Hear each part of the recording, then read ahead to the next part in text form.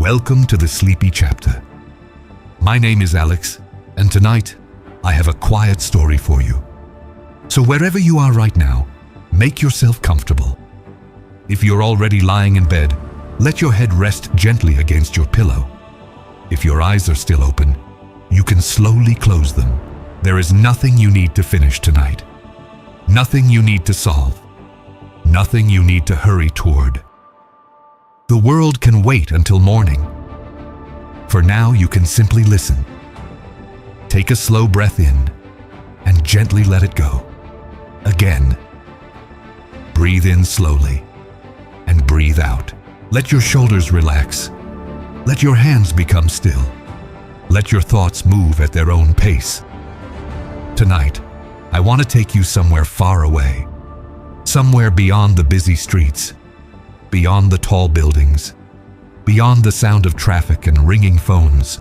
I want to take you to a small village hidden between green hills.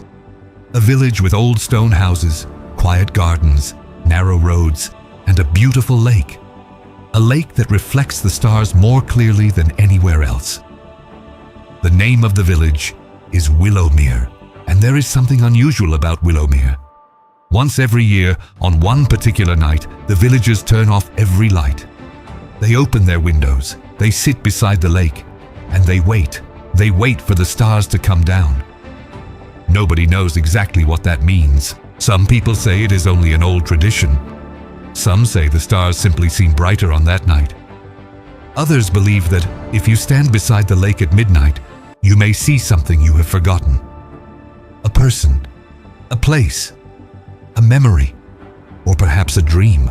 I did not believe any of this when I first heard the story. I only wanted somewhere quiet to spend a few days.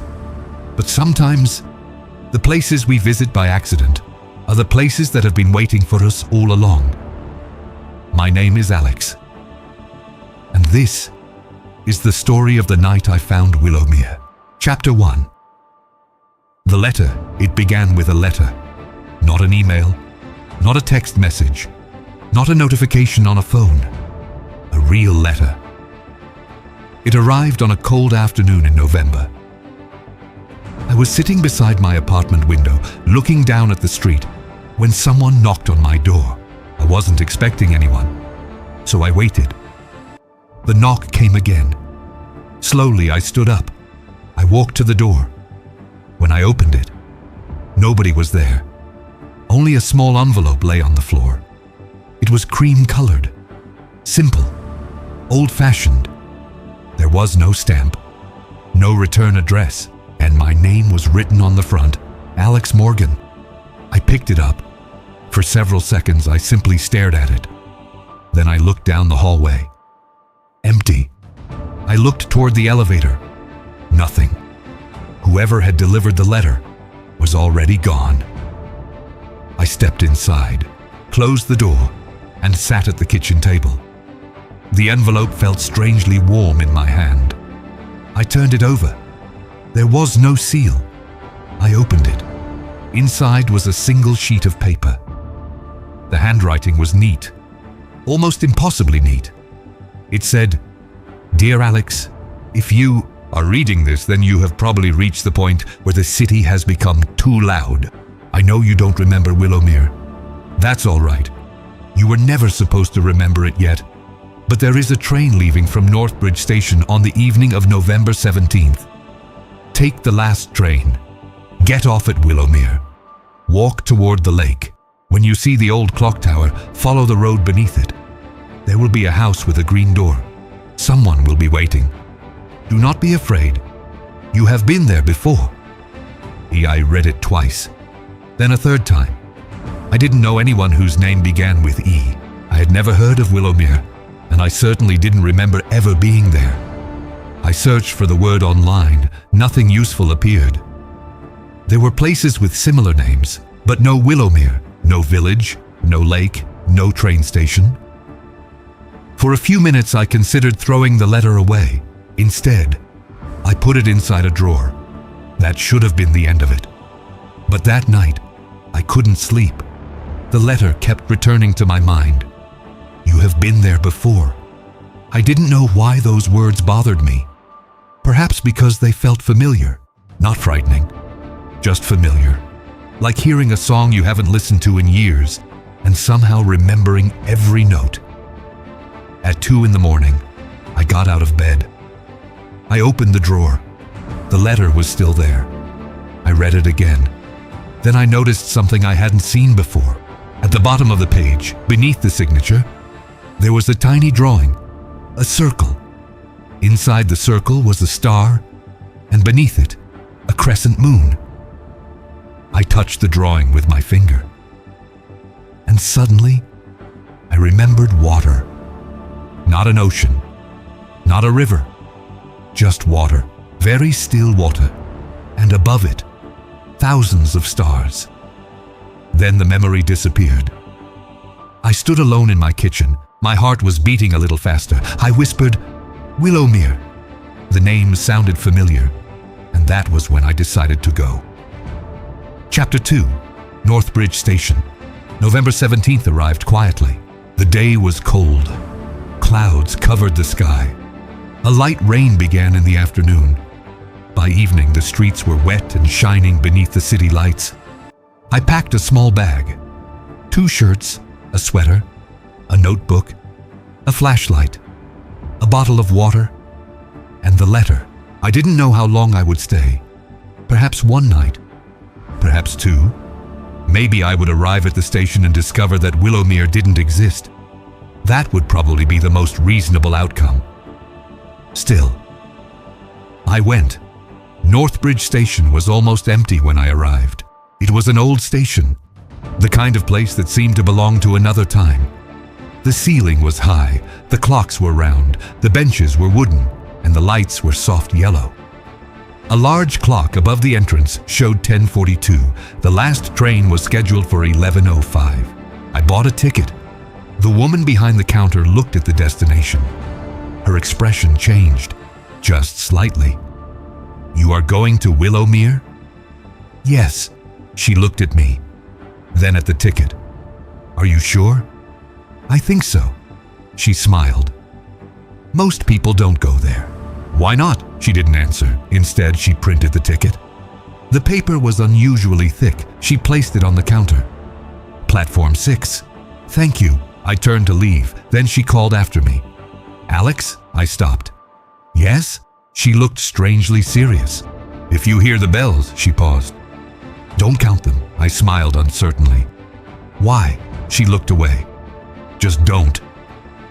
I walked toward platform 6. There was nobody there. Only a single bench, a vending machine, and a large window looking out into the darkness. The rain had stopped. Water dripped from the roof. Somewhere far away, a train whistle sounded. Then the station clock moved to 11:05. The platform lights flickered, and a train appeared. It came without much noise, almost silently. Its windows were dark. The doors opened. I stepped inside. The carriage was empty, completely empty. I looked down the length of it. Rows of seats, soft lights, dark windows, no passengers. I hesitated. Then I remembered the letter. Take the last train. So I sat down. The doors closed. The train began to move. Chapter 3. The Journey. For the first few minutes, the train passed through the city. Buildings, bridges, streetlights. Then everything slowly disappeared. The city became suburbs. The suburbs became fields. The fields became forests. The train moved smoothly through the darkness. I sat beside the window. The glass reflected my face. Every now and then, I could see my own eyes looking back at me. I wondered who had written the letter. I wondered why they knew my name. And most of all, I wondered why I had the strange feeling that I had taken this train before. The train moved deeper into the countryside. The lights inside the carriage became softer. I looked at my phone. No signal. The time was 11:38. I placed the phone on the seat beside me. Then I noticed something. There was a folded piece of paper underneath the seat. I reached down, picked it up, opened it. It was a map. hand-drawn map. There was a railway line, a lake, a village, and a forest. At the bottom, someone had written Willowmere. I stared at it. I hadn't brought this. At least, I didn't think I had. I turned the paper over. There was another sentence. When the train becomes quiet, look outside. I looked up. The carriage was completely silent. No wheels, no vibration, nothing. I looked through the window, and what I saw made me sit very still. The train was no longer moving through a forest. It was crossing a bridge. Below was a huge lake. The water was perfectly still, and reflected in it were stars. Thousands of them. More stars than I had ever seen. The sky above was cloudy, but the lake reflected a clear night sky. I stared. The reflection seemed brighter than the real world. Then I noticed something else. There was a small light on the shore. A single house. Its windows were glowing. And beside it stood a person. I couldn't see their face, but somehow I knew they were looking at me. The train passed. The lake disappeared. The forest returned. The sound of the wheels came back. I looked down at the map. A new line had appeared. It pointed toward the lake, and beneath it were 3 words. You are close now. A few minutes later, the train began to slow. I could feel it. The countryside outside became darker. The lights inside the carriage became dimmer. Then the train stopped. There was no announcement, no conductor. The doors opened. I stood. Outside was a tiny station. A wooden sign read, Willowmere. The platform was empty. There was a single lamp, a wooden bench, and beyond the station, a road. The train doors remained open. I stepped onto the platform. The doors closed behind me. The train moved away. I watched its red lights disappear. Then silence. Complete silence. I looked at my watch. Midnight. Exactly midnight. Then somewhere in the distance, a bell rang. I remembered the woman at Northbridge. Don't count them. So I closed my eyes. The bell rang again. Then the sound faded. I opened my eyes and saw someone standing at the end of the platform. An elderly man. He was holding a lantern. He smiled. Welcome to Willowmere, Alex. I couldn't speak. He walked closer. You've taken your time. I looked at him. Do I know you? He smiled. Not yet. Chapter 4. The Lantern Keeper. The man's name was The Village Where the Stars Came Down. Part 2. The House Across the Lake. Welcome back to the sleepy chapter. My name is Alex. And tonight, we return to Willowmere. So wherever you are, make yourself comfortable. Let the room around you become quiet. Let your shoulders soften. Let your breathing slow down. You don't need to remember everything from the previous chapter. You don't need to follow every detail. You can simply allow the story to continue around you. Last time, I arrived in the little village of Willowmere on a mysterious night train. I found a house with a green door. I met Evelyn, Samuel, and Thomas. And I discovered that I had once lived in Willowmere many years ago. I discovered that I had forgotten the village. I discovered an old promise. And on the night of the starfall, I remembered a part of my childhood, but the starfall left something behind. A path of silver lights appeared across the lake, and at the end of that glowing path, there was an island that had never appeared on any map. On that island stood a larger house, a quiet house with glowing windows, and above its entrance was a silver star. Just before I fell asleep, I heard a voice. It told me, tomorrow night, you will cross the lake. And now, it is tomorrow night.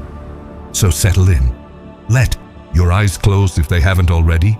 Take one slow breath in and gently breathe out.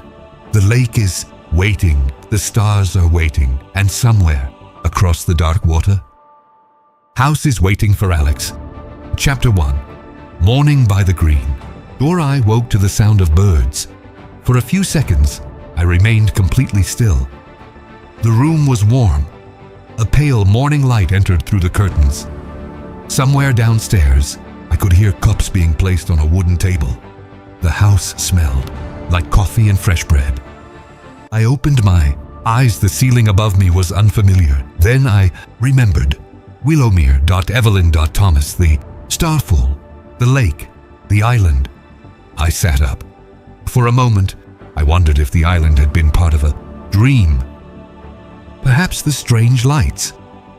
Perhaps the silver path. Perhaps the house. Maybe it had all been something my tired mind had created.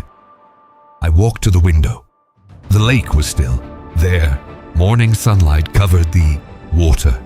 There was a light mist floating above the surface. The opposite shore was green and quiet. I looked carefully. No island, only water. Smiled. Of course. I turned away. Then I noticed something on the windowsill, a tiny silver object. I picked it up. It was shaped like a star. Exactly like the little star I had seen the night before. I held it between my fingers. It was cold, very cold. I opened the window. The morning air entered. For a moment, the silver star became warm. Then it began to glow only slightly. A soft white light stared at it. Then the light disappeared. I heard footsteps. On the stairs, I placed the star inside my pocket. The bedroom door opened. Evelyn stood there. Good morning. Good morning. You slept well? Yes. She looked at me carefully. You saw the island. I didn't answer. She smiled. I thought so. Was it real? Yes. Where is it now? She walked toward the window. Waiting. Why can't I see it? Because it only appears when the lake is ready. The lake? She nodded. The lake decides. I laughed softly. You say things like that as if they're completely normal. In Willowmere they are. She turned toward me. Come downstairs. Why? Breakfast? Then she smiled. And after breakfast we have some talking to do. Downstairs, the kitchen was warm. Thomas was sitting beside the fireplace. Samuel stood near the window. There were 3 cups of coffee on the table, and beside one cup was an old wooden box. I recognized it immediately. The box from my childhood. I sat down. Thomas pushed it toward me. Open it. I already did. Not this part. I looked at him. He smiled. I opened the box.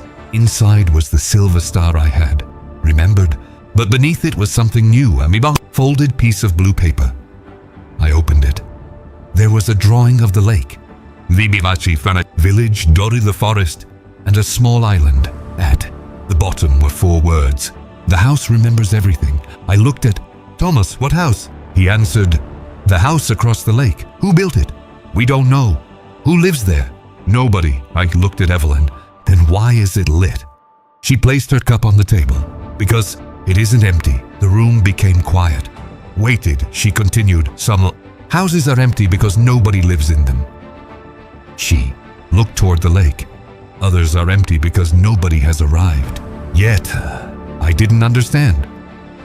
Samuel smiled. You will? Chapter Vimastad. To the old boathouse after breakfast. Samuel asked me to follow him. We walked through the village. The morning was cool. The streets were quiet. A few people were opening their shops. The baker waved at us. A woman was watering flowers outside her house.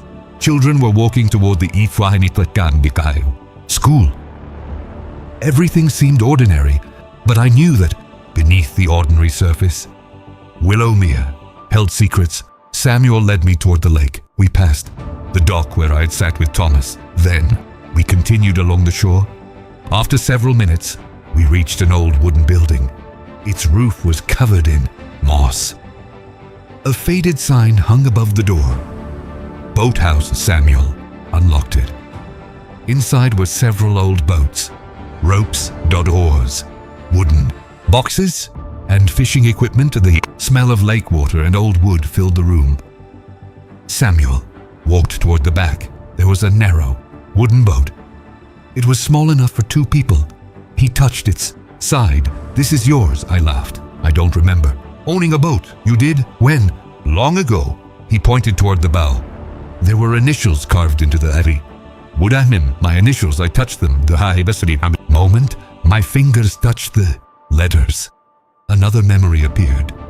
Summer, warm, sunlight, Thomas laughing, me sitting. In this exact boat, we were children. The lake was bright. Thomas was rowing. I was holding a small lantern. "Where are we going?" I asked. "Across." "Why?" "Because the house is there." I remembered looking toward the far side of the lake. There was no island, only forest. Then Thomas pointed toward the water. "One day, it will appear," I laughed. "You always say that." "Because it will." The memory faded. I pulled my hand away. Samuel was watching me. "You remembered?" "Yes." "What else?" "Thomas and I used to come here." Samuel nodded. "Every summer." "Why?" "Because you were looking for the island." I stared at him. "We were children. Children see things adults forget." Samuel opened a drawer. Inside was a small brass compass. He handed it to me. "This belonged to you." I opened the lid. The needle moved, then stopped. "Not north." It pointed directly toward the lake, toward it, the empty water. I looked at Samuel. "It doesn't work." "It works perfectly, but it's pointing the wrong way." "Only if you're trying to find north," I smiled. "Where does it point?" "Where you're supposed to go." I held the compass. The needle remained still, pointing across the lake, toward where the island would appear. Samuel closed the boathouse door. "Tonight, the island will return." "How do you know?" "The same way we know the moon will rise." He looked at the sky. "Some things have their own time." Chapter 3. The map beneath the floor. That afternoon, Evelyn asked me to help her in the attic. The attic was very small, dusty, warm. There were old trunks everywhere, boxes, books, photographs, furniture, covered with white sheets. Evelyn opened a wooden chest. "Your family kept these." "My family? Not the family you remember." I looked at her. "Then who?" "The people who raised you here." Inside the chest were dozens of notebooks. I picked one. Up, the cover said, "Willowmere." 1989 another, "Willowmere." 1992 to another, "Willowmere." 1995 and finally, "Willowmere." 1997 I opened the last one. The handwriting was mine. "Read the first page. I think the island is real." The second page. "Thomas says we have to wait until the lake shows the stars." The third. "Evelyn says I'm too young to understand." Fourth. "Samuel says the island doesn't appear for everyone." Turned another page. A drawing. The house. The lake. The silver star. Then a sentence. "If the island appears, we must cross before sunrise." I looked at Evelyn. "Why before sunrise?" She shook her head. "I don't know." "You don't know?" "Nobody knows." I continued reading. The final page was almost empty. There was only one sentence. "Tomorrow, I will cross the lake." Beneath it was a date. November 18th, 1997. I stared at the page. That's the day after I arrived. Evelyn nodded. "Yes?" "Did I cross?" She looked away. "No, why?" "You left." I turned the page. There was nothing. The notebook ended there. I closed it. "What happened?" Evelyn sighed. "You were afraid." "Of the island?" "Of what you might remember." I looked at her. Did I know what was there? Not exactly. Then why was I afraid? Because sometimes, she paused, we are afraid of answers before we even know the question. As we left the attic, I noticed something beneath an old rug. A wooden floorboard was slightly raised. I knelt, moved the rug. There was a small metal ring. I pulled it. The floorboard opened. Beneath it was a narrow space. Inside was another map. This one was much older. It showed Willowmere, the lake, the forest, and the island. But the island was not drawn in the center. It was drawn at the very edge of the map. Beyond it were words, the place between remembering and forgetting. I touched the paper. A strange warmth moved through my hand. Then I heard something. Sound from outside. A bell. One soft ring. Evelyn looked toward the window. It's almost time. For what? She smiled. Night. Chapter 4. The lake at midnight. The villagers gathered at the lake after sunset. This time, there were no decorations. No flowers. No candles. Everyone was quiet. The night was unusually clear. The stars seemed closer than before. Thomas stood beside me. He was wearing a dark coat. Samuel stood near the old boat. Evelyn carried the wooden box. She gave it to me. Take this. Why? You'll need it. I opened the lid. The silver star was inside. The little object felt warm against my palm. Thomas looked toward the lake. It's coming. What? He pointed. At first I saw nothing. Then a tiny light appeared on the water. The village where the stars came down. Part 3. The door in the forest. Welcome back to the sleepy chapter. My name is Alex, and tonight we return to Willowmere. Chapter 1. The door beneath the trees, the morning after my journey to the island, began quietly. There was no mysterious bell, no silver lights, no strange footsteps, only sunlight. Soft golden sunlight coming through the curtains of the room above the green door. I remained in bed for several minutes listening. The house was quiet. Downstairs, I could hear Evelyn moving through the kitchen, a cup being placed on a table, a cupboard opening, the gentle sound of water running. Everything felt normal, and yet I knew it wasn't, because the image of the door in the forest remained in my mind. A wooden door standing alone between the trees. No house, no wall, nothing around it, just a door, and above it, a silver moon. I had seen it the night before. I knew that much, but I couldn't stop wondering whether I had actually seen it or dreamed it. I finally got out of bed. The silver star was still on the windowsill. I picked it up. It felt warm. I placed it inside my coat pocket. Then I went downstairs. Evelyn was standing beside the kitchen window. She turned when she heard me. "Good morning." "Good morning?" She looked at me. "You saw the door." I stopped. "How do you know?" She smiled. "You were looking at it in your sleep." I sat at the table. "What is it?" Evelyn poured coffee.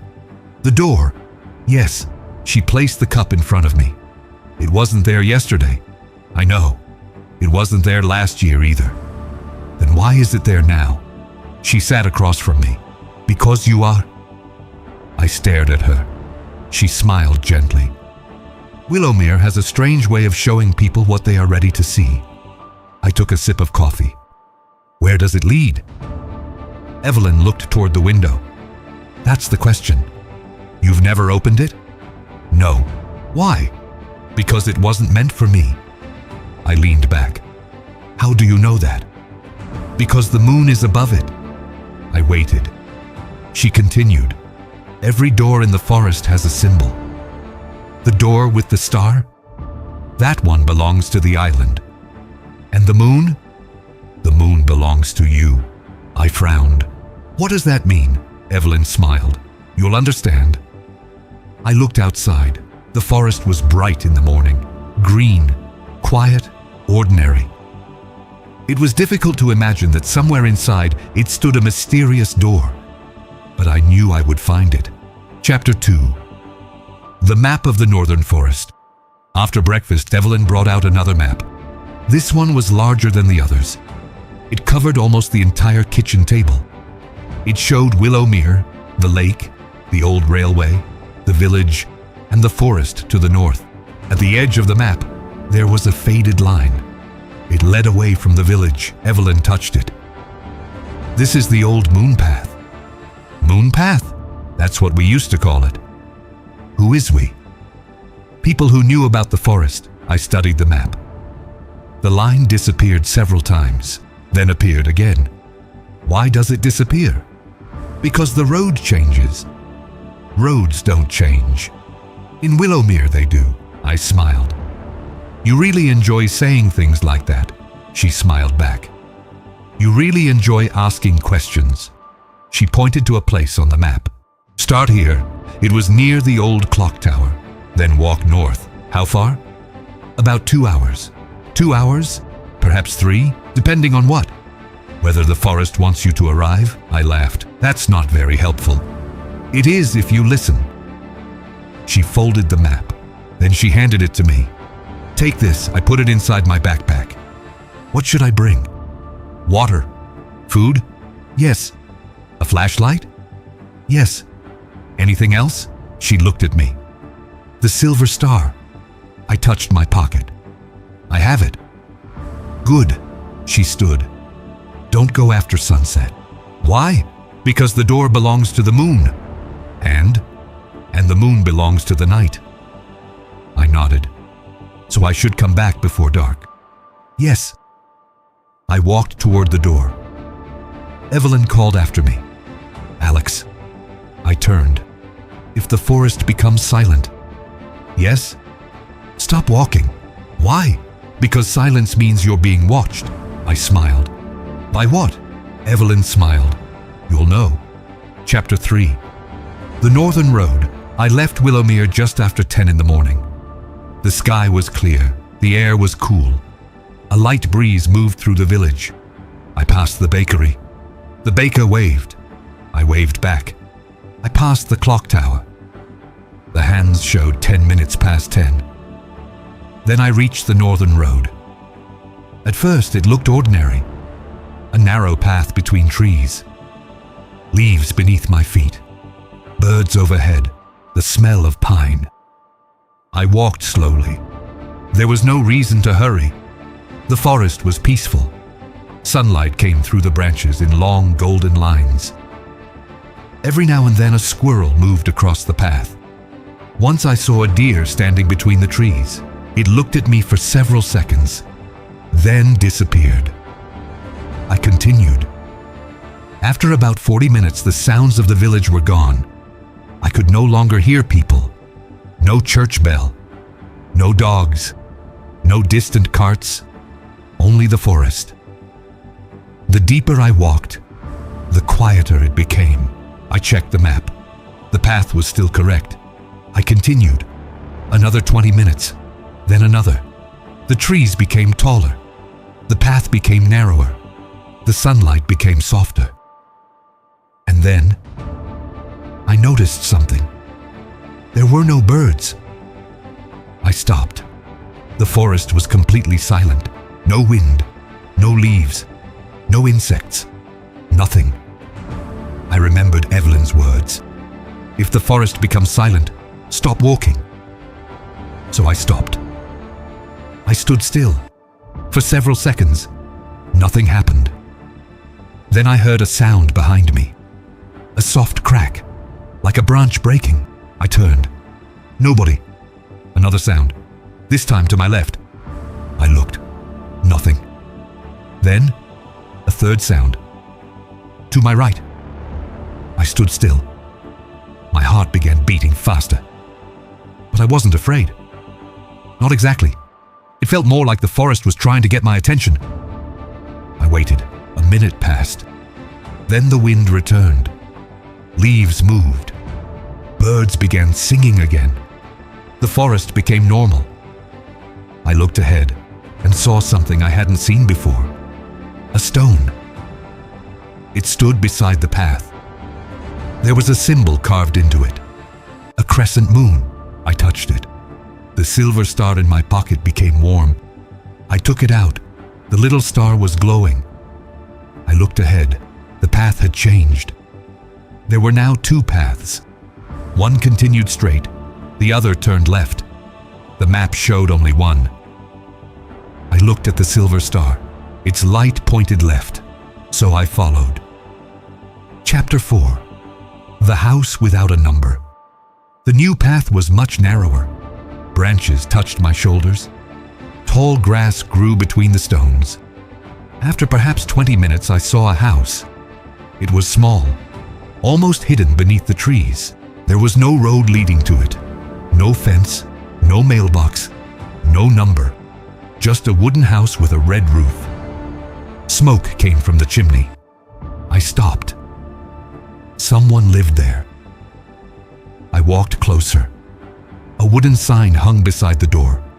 It said, "Rest here if you are tired." I smiled. That sounded like something from Willowmere. I knocked. Once. Nothing. I knocked again. The door opened. An elderly man stood inside. He had a long white beard. He wore a brown sweater, and he held a wooden cup. "You took the moon path," I nodded. "Yes." "Why?" "I was looking for a door." He smiled. "Everyone who comes here is." "Do you know where it is?" "Yes." "Can you show me?" "No." I laughed. "Why not?" "Because if I show you, it won't be yours." I wasn't sure what that meant. The man stepped aside. "Come inside." I entered. The house was warm. There was a fireplace, a small kitchen, a table, 2 chairs, and shelves filled with jars. Some contained herbs, others contained tiny stones. One jar seemed to contain moonlight. I stared. The man noticed. "Don't touch that," I smiled. "I wasn't going to." "You were thinking about it." "Maybe," he laughed. "Sit." I sat. He poured tea. "What is your name?" "Alex." "I know." "Of course," he smiled. "My name is Henry." "Have you always lived here?" "Long enough." "Do you know Willowmere?" "I know the village, the island." "I know the island. The house across the lake?" "I know that too." I leaned forward. "And the door?" Henry became quiet. Then he looked toward the window. "It has opened before." "When?" "Many years ago." "Who opened it?" "Your mother." I froze. "My mother?" Henry nodded. "She came here when she was young." "What happened?" "She opened the door." "And?" "She came back. I waited. She never spoke about what she saw." "Why?" Henry looked at me. "Because some things become less beautiful when you try to explain them." Chapter 5. Henry's story. Henry gave me another cup of tea. Outside, sunlight moved slowly across the trees. I asked him about my mother. "What was she like?" He smiled. "Curious?" "She was." "Brave." "Sometimes." "And stubborn." I laughed. "Definitely." Henry looked at the fireplace. "She came here when she was 20. "Why?" "She was searching for something." "What?" "A person." "Who?" "Her father." I stared at him. "My grandfather?" He nodded. "He disappeared into the forest." "When?" "Many years before you were born." "Did she find him?" Henry looked at me. "Yes." I leaned forward. "Where?" "Beyond the moon door." I didn't speak. Henry continued. "Your grandfather had entered the door many years earlier." "And he never came back?" "He did." "When?" "Years later." "Why?" "Didn't anyone know?" "Because time doesn't move the same way beyond the door." I looked at him. "What does that mean?" He smiled. "Suppose you enter at sunset." "Okay." "You might return an hour later." "Yes." "And outside?" He paused. "It might be 20 years later." I stared at him. "That's impossible." Henry smiled. "You're learning." He stood and walked toward a bookshelf. He pulled out a small journal. "This belonged to your mother." I opened it. The first page had her name, Elena, my mother's name. I touched the letters. Henry said, "She wrote about the door." I turned the pages. Most were blank. Then I found a drawing, a wooden door, a silver moon, and beneath it, the room of tomorrow. I looked up. "What's the room of tomorrow?" Henry shook his head. "I don't know." "You've never been inside?" "No." "Then how do you know it exists?" Your mother told me. I turned another page. There was a sentence. Beyond the door, I saw a room filled with windows. Another page. Each window showed a different life. Another. Some were lives I could have lived. Another. Some were lives that had not happened yet. I stopped. Part 4. The Door Beneath the Clock Tower. Welcome back to the sleepy chapter. My name is Alex, and tonight we return to Willowmere. Chapter 1-1. Minute past midnight. The letter remained on my desk all morning. I had read it so many times that I could almost remember every word. The fourth door is beneath the clock tower. Do not open it during the day. Wait until the clock shows 1 minute past midnight. Then listen. Do not knock. Do not speak. Simply wait. Someone will open it for you. There was no name at the bottom. No explanation. Only those instructions. I folded the letter carefully and placed it inside my notebook. Then I looked toward the clock tower. It stood in the center of Willowmere, exactly where it had always stood. Old stone, dark wooden beams, a round clock face, a narrow roof reaching toward the sky. During the day, it looked completely ordinary, but I had learned by now that ordinary things in Willowmere often had another side. I finished my breakfast and walked into the village. The morning was peaceful. A light mist rested above the lake. The bakery had already opened. Warm bread filled the air with a sweet smell. Children walked along the road carrying school books. An old man sat outside the general store reading a newspaper. Everything looked normal, yet I couldn't stop thinking about the clock tower. As I passed beneath it, I looked down. There was nothing unusual, only stone, a few fallen leaves, and a narrow iron drain running along the side. I continued walking. I decided not to investigate during the day. The letter had been very clear. Wait, so I would wait. That afternoon, I sat beside the lake. The weather was cool. The water was almost completely still. Thomas joined me. He sat down without saying anything. For a while, we simply watched the lake. Finally, I asked, "Do you know about the fourth door?" Thomas looked at me. "Yes. What's behind it?" "I don't know." "You've never opened it?" "No." "Why?" "Because it isn't my door." I smiled. Everyone keeps saying that. "Because it's true." I touched the silver star in my pocket. "Why does the door belong to me?" Thomas looked toward the village. "Because you found the letter." "Who wrote it?" He shrugged. "You'll find out." I sighed. "You always say that." He laughed. "And you always ask." We sat quietly again. Then Thomas said, "Whatever happens tonight." "Yes?" "Listen carefully." I looked at him. "Why?" "Because the fourth door doesn't show you anything." "Then what does it do?" Thomas smiled. "It listens to you." I frowned. A door that listens? In Willowmere, yes. Chapter 2. The village after dark night arrived slowly. The sky changed from blue to violet, then from violet to deep navy. The first stars appeared. One by one, the village lights came on. Windows glowed warmly. Smoke rose from chimneys.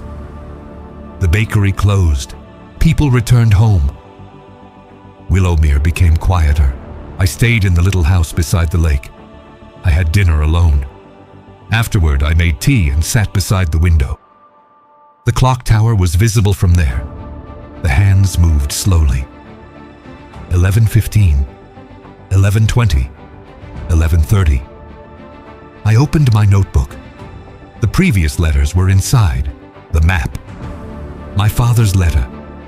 The note about the fourth door. I placed them all on the table. There was something strange about them. They seemed connected. The island, the forest, the moon door, the room of tomorrow, and now, the clock tower. 4 doors, 4 pieces of something I didn't yet understand. At 11:50, I put on my coat. I took the silver star and I walked into the village. The streets were almost empty. The moon was bright. A thin mist moved across the ground. I passed the green door. Evelyn's house was dark. I passed the bakery. Dark. The general store. Dark. The school. Dark. Only the clock tower remained lit. A single lantern hung above the entrance. I walked toward it. The clock showed 11:58. I waited. The minute hand moved. 11:59. I remembered the letter. Do not knock. So I didn't. I stood beneath the tower. The village was silent. Then, the clock struck midnight. 1 bell, 2, 3, 4, 5:20, 6, 7, 8, 9, 10, 11, 12. The final bell faded. I looked at the clock. Exactly midnight. Nothing happened. I waited 10 seconds, 20, 30. Then botnos 1 minute passed. The clock hand moved forward. And the sound began. Not a bell, not footsteps, not wind, a whisper, very faint, coming from beneath the ground. I held my breath. The whisper became clearer. Alex, I didn't answer. I remembered the instruction. Do not speak. The stone beneath my feet became warm. A thin line appeared across the ground. It formed the shape of a door. I stepped back. The outline grew brighter. Then the stone moved, slowly, silently. A staircase appeared. It led downward. There was no light below, but I could hear something. Water, very distant water, and beneath that sound, someone humming. A quiet melody, a melody I recognized. My mother used to sing it when I was a child. I stood at the top of the stairs. I knew I should turn back. Instead, I stepped down. Chapter 3. Beneath the tower, the staircase was narrow. Stone walls surrounded me. The air became cooler as I descended. The village disappeared above.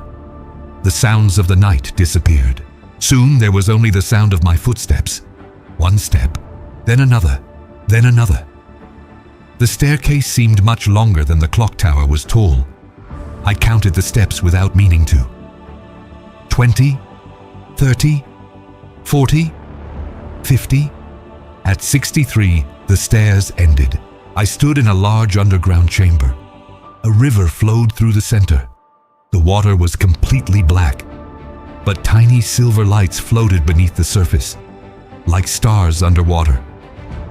I walked closer. The silver star in my hand became warm. Then one of the lights rose. It floated above the water.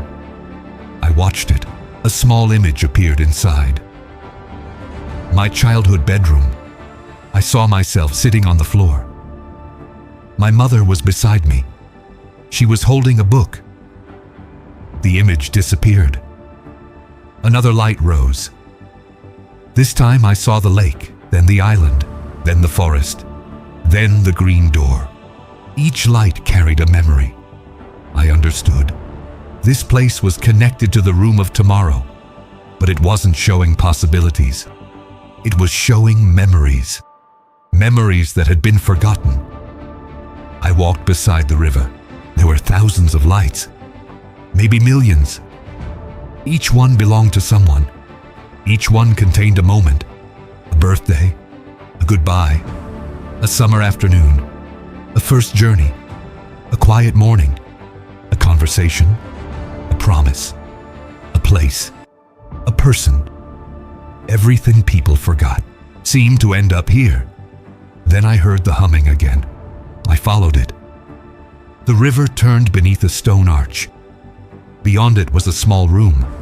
A wooden chair stood in the center, and someone was sitting in it.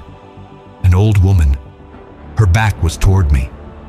She was humming the same melody my mother used to sing. I stopped. The woman slowly turned. I knew her, not from a photograph, not from a memory. I knew her from somewhere deeper. Grandmother, she smiled. Hello, Alex. Chapter 4. The woman beneath the river. I couldn't move. My grandmother had died when I was very young. I remembered almost nothing about her. Only fragments. Her hands, her voice, a garden, a red scarf, and the smell of cinnamon. But the woman sitting in front of me looked exactly as I remembered. I stepped closer. "Is it really you?" She smiled. "That depends on what you mean by real." I almost laughed. Everyone in this place talks like that. Perhaps because ordinary answers don't work here. She stood. She looked older than my memories, but her eyes were the same. "You have grown," I smiled. "I think so. Your mother would be proud." I looked down. "Is she here?" The woman shook her head. "No." "Where is she?" "Some memories must remain outside." I didn't understand. "Why did you bring me here?" I didn't. "Then who did?" She pointed toward the river. "The door." I looked at the water. "The door brought me here?" "No," she smiled. "You brought yourself." I frowned. "I don't understand." "You followed your memories." I looked around. "Why?" "Because you're ready to know what happened before you came to Willowmere." I sat down. "What happened?" She looked toward the river. "Your family knew about the doors." "I already knew some of that." "My father came here." "Yes." "My mother too." "Yes." "And you?" "I was here before them." I stared. "How long?" She smiled. "Long enough." She walked toward the river. "When Willowmere was young, there were no roads here." She pointed to the water. "People came through the forest." "Why?" "Because they had dreams." "Dreams?" "People dreamed of places they had never seen." She touched the surface of the river. "Some dreams were peaceful. Others? Some were difficult." She continued. "Eventually, people discovered that certain dreams were not dreams at all. They were places, possibilities. I remembered the room of tomorrow." She nodded. "You have seen them?" "Yes." "And the doors?" "They are entrances." "To where?" "To parts of ourselves." I looked at her. "The green door? Memory? The star door? Possibility? The moon door? Choice? And this one?" She smiled. "Truth." I became quiet. "What truth?" "The truth about why you were brought here." Chapter 5. The First Promise. My grandmother sat beside me. For a while we listened to the underground river. Then she said, "When you were 6, your mother brought you to Willowmere." I remember. "Not everything." "No. You were too young." She looked at me. "But you found the first door." "The green door?" "No." "The lake?" She shook her head. "The door beneath the clock tower." I stared. "I found it when I was 6?" "Yes." "What did I see?" "You saw the river." I looked at the water. "Why don't I remember?" "Because you weren't supposed to." She smiled. "You asked the river a question." "What question?" She leaned closer. "You asked whether your family would always be together." I looked down. "What did the river say?" "It showed you a future." "What future?" "One where they weren't." I felt something tighten inside me. "My parents?" "Yes." I closed my eyes. My grandmother continued, "You were frightened." "Of losing them?"